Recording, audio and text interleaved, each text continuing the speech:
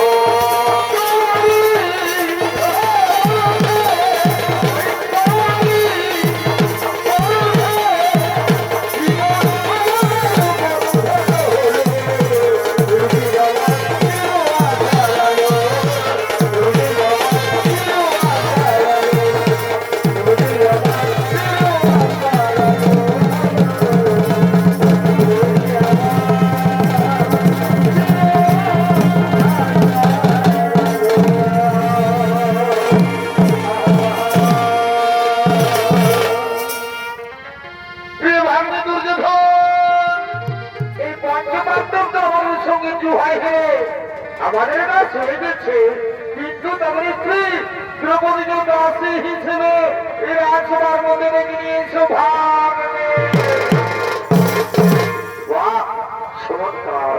চমৎকার মাসি, ঠিক বলেছেন মাসি, তাই হবে মাসি, তাই হবে। আমি তুমি শীঘ্র চলেছি রাজসভা।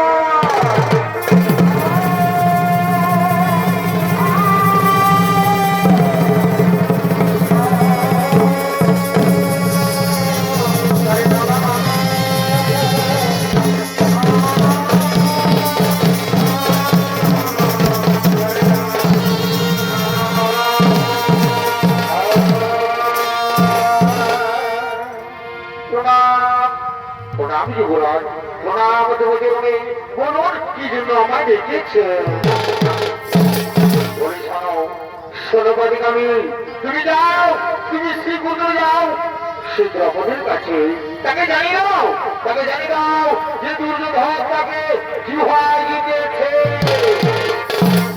তাই তুমি একটুখানি বলে বলো না, তুমি শ্রীকুণ্ডে যাও, সেই দ্রৌপদীকে ডেকে নিয়েছে রাজসভা। তাই যুবরাজ, আমি আপনার কথা বলুন, আমি চললাম সেই দ্রৌপদীর।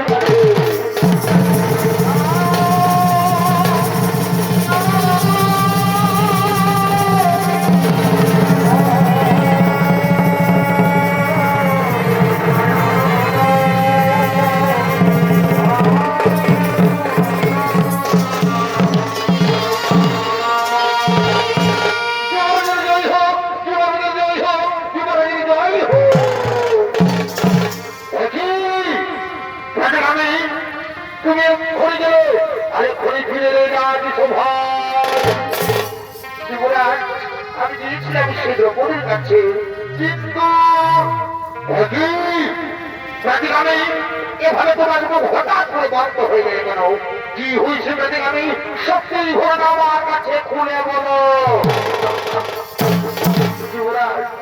আমি গিয়েছিলাম সেই দ্রৌপদীর কাছে, কিন্তু সে কোনো মতেই আসতে চাইল না এই সভায়।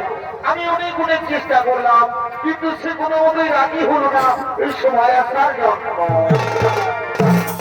কি ওটা ছিল তোমার হোমকার, যে দুর্যোধনের কথা রাখতে চাইল না? সেগুলো এখনো পর্যন্ত এই যুবরাজ দুর্যোধনকে জানে না। যে দুর্যোধনের কথা মনে করে তাকে দুর্যোধন কি শাস্তি দেয়। ওরে ভাই দুঃশাসন, তুমি দেখা খাবো শীঘ্র চলে